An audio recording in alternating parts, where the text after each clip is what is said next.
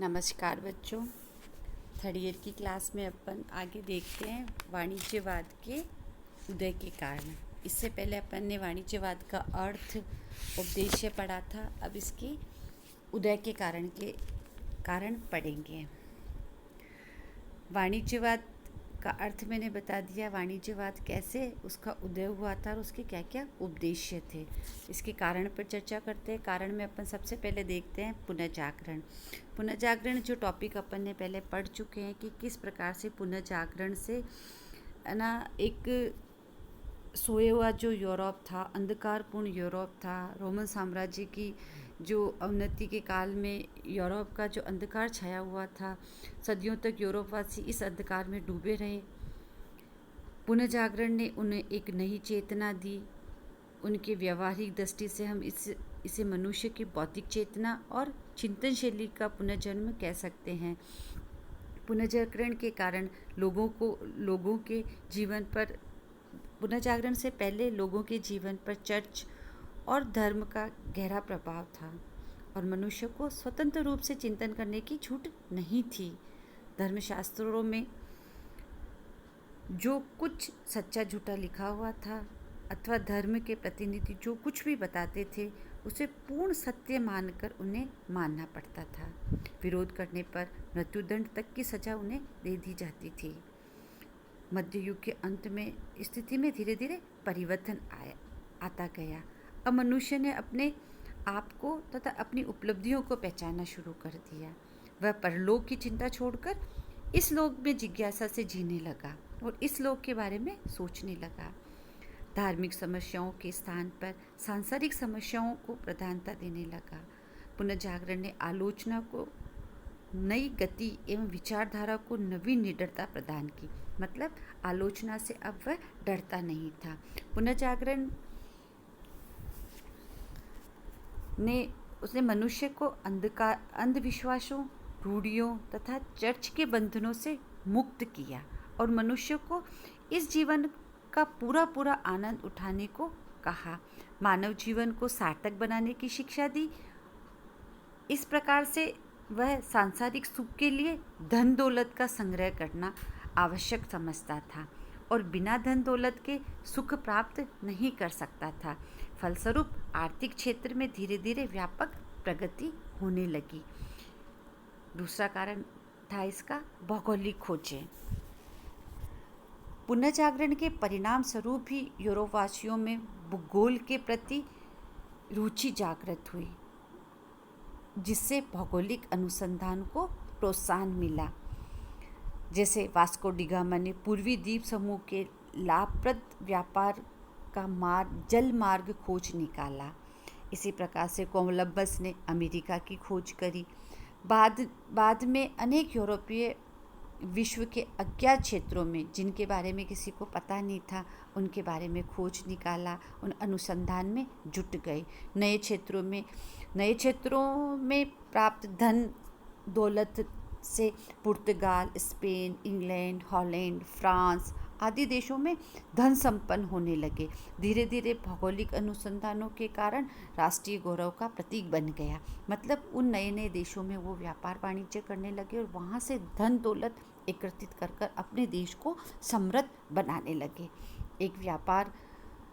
एक तरफ तो व्यापार वाणिज्य का विकास हुआ और दूसरी तरफ उपनिवेशवाद और साम्राज्यवाद का प्रसार हुआ। मतलब नए नए देशों की खोज कर वहाँ पर अपने उपनिवेश बसाने की होड़ यूरोप में चली थी। तीसरा कारण था जनसंख्या में वृद्धि। इस काल में यूरोप की जनसंख्या में तेजी के साथ वृद्धि हुई। जो यूरोप की जनसंख्या बढ़ती गई त्यों क्या हुआ, रोजी रोटी की समस्या बढ़ती गई, क्योंकि अब मात्र कृषि के द्वारा बढ़ती हुई जनसंख्या को रोजी रोटी देना संभव नहीं था। अतः अधिकांश लोग उद्योग धंधों की तरफ बढ़ने लगे। दूसरी बात यह थी कि जनसंख्या की वृद्धि के कारण दैनिक उपयोग की वस्तुओं की मांग भी बहुत अधिक बढ़ गई थी। बढ़ती हुई मांग ने औद्योगिक विकास को प्रोत्साहन दिया। औद्योगिक विकास ने व्यापार वाणिज्य को विकसित होने में सहयोग दिया और व्यापारिक वर्ग समाज में प्रतिष्ठा प्राप्त प्रतिष्ठा प्राप्त करता गया। मतलब हर चीज़ एक दूसरे से जुड़ी हुई थी। जनसंख्या के कारण किस प्रकार से व्यापार वाणिज्य को भी प्रोत्साहन मिला। चौथा कारण है इसका धर्म सुधार आंदोलन।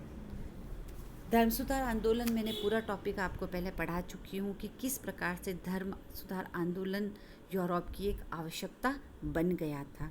धर्म सुधार आंदोलन के पूर्व, इससे पहले मध्ययुगीन चर्च की मान्यता थी कि धन का लालच मनुष्य को पाप की ओर ले जाता है और भौतिक सुख क्षणिक होता है, अतः सांसारिक धन दौलत का संग्रह करना बेकार है और वह ब्याज पर रुपया देना पाप समझता था।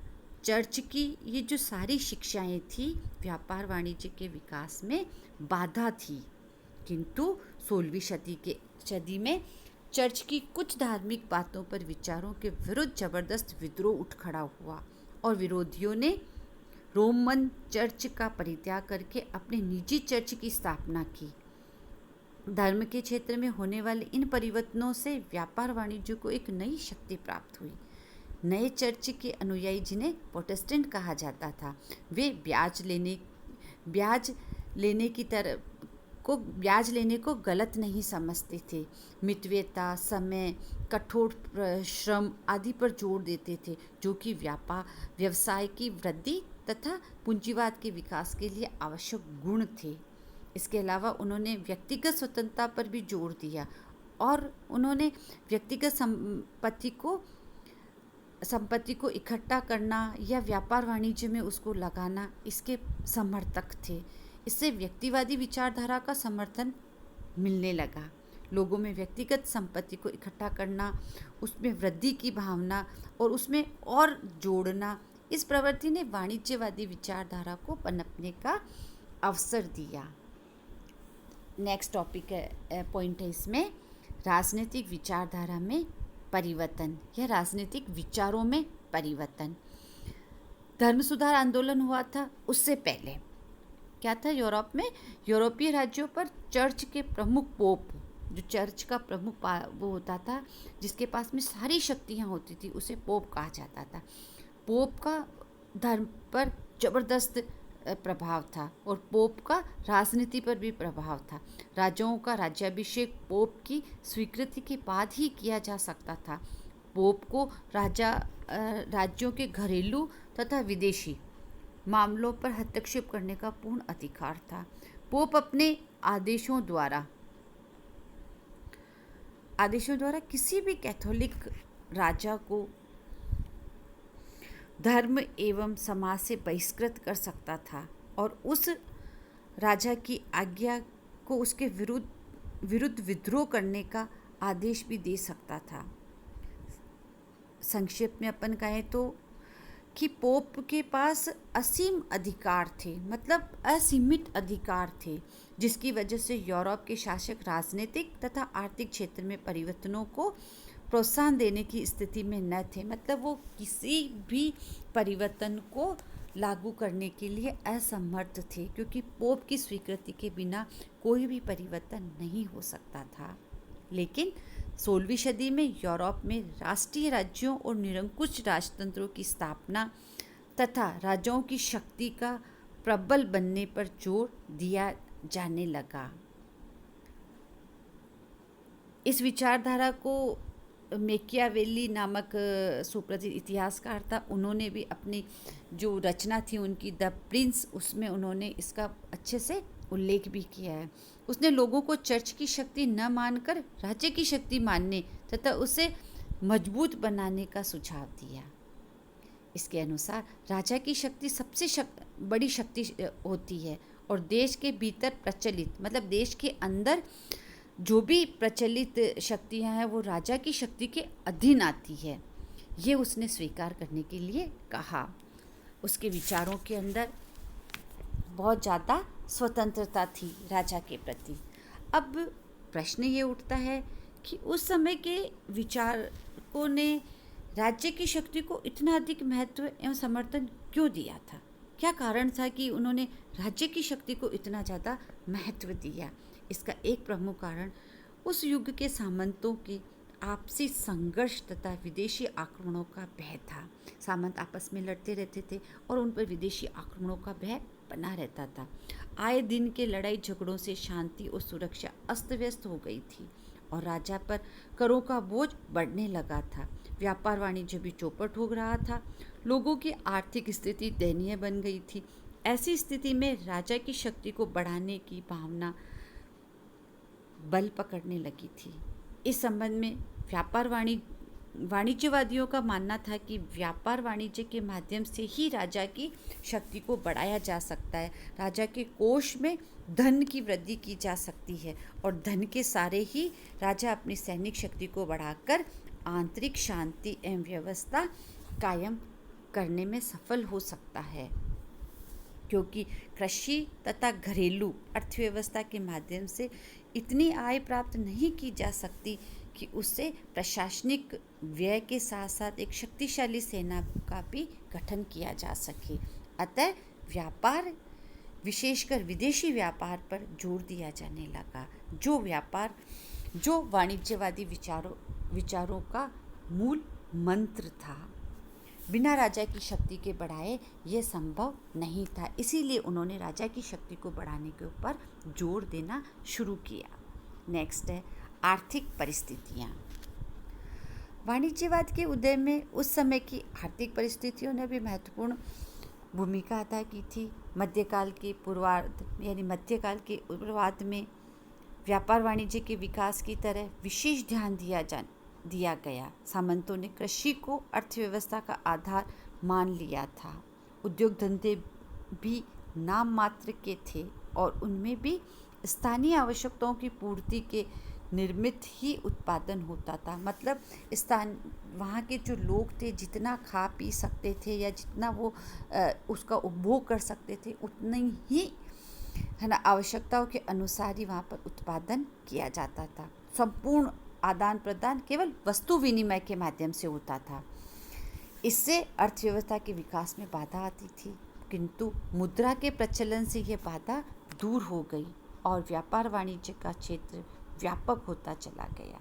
इंग्लैंड की महारानी एलिजाबेथ ने सिक्के में सुधार करके व्यापार वाणिज्य तथा उद्योग धंधों को प्रोत्साहन दिया। 16वीं शताब्दी के अंत तक यूरोप के अनेक देशों तथा अमेरिका के कई क्षेत्रों में सोना और चांदी के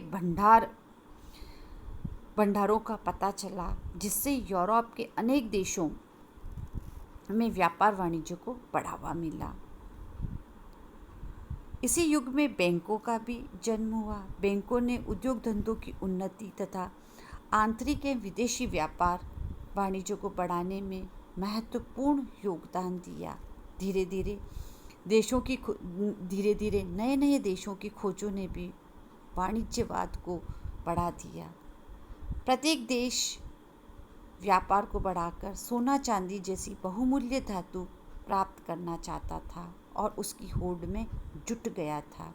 इन आर्थिक परिस्थितियों ने कुशल एवं साहसी व्यक्तियों को व्यापार वाणिज्य तथा उद्योग के क्षेत्र में प्रवेश करने का अवसर दिया। परिणाम स्वरूप व्यापार वाणिज्य को एक नई शक्ति एवं गति प्राप्त हुई। नेक्स्ट टॉप पॉइंट है इसका, राष्ट्रीय राज्यों की स्थापना।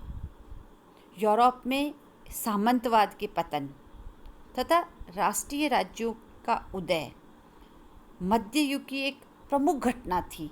सामंतवाद का पतन हुआ, उससे पुनर्जागरण हुआ, धर्म सुधार आंदोलन हुआ और इन सब धर्म सुधार आंदोलन और सामंतवाद, इन दोनों के अंत के बाद में आप सोचो कि यूरोप के इतिहास के अंदर एक प्रमुख घटना मानी जाती है, वो मानी जाती है राष्ट्रीय राज्यों का उदय।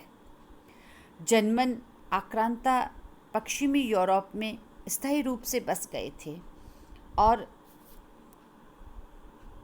स्थानीय लोगों में काफ़ी हिलमिल गए थे। आगे चल के उनके प्रयत्नों द्वारा पश्चिमी यूरोप में राष्ट्रीयता का प्रचार किया गया तथा राष्ट्रीय राज्यों का निर्माण किया गया। 16वीं शताब्दी के प्रारंभ में सामंतवाद की शक्ति कमज़ोर हो चुकी थी।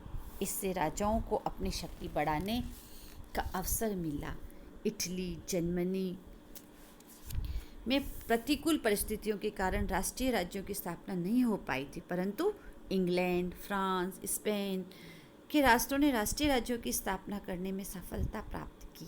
बाद में पुर्तगाल, हॉलैंड, स्विट्ज़रलैंड, स्वीडन आदि देशों ने भी राष्ट्रीय राज्यों की स्थापना हुई।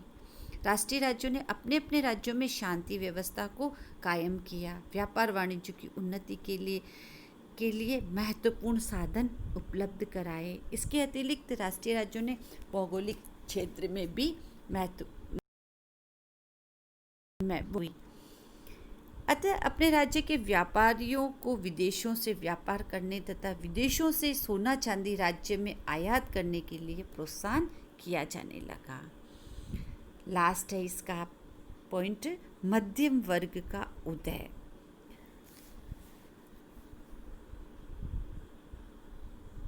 मध्यम वर्ग के उदय ने वाणिज्यवाद को तथा वाणिज्यवाद के विकास ने मध्यम वर्ग को आगे बढ़ने का महत्वपूर्ण योगदान दिया। इससे ये दोनों कारण एक ही सिक्के के दो पहलू थे।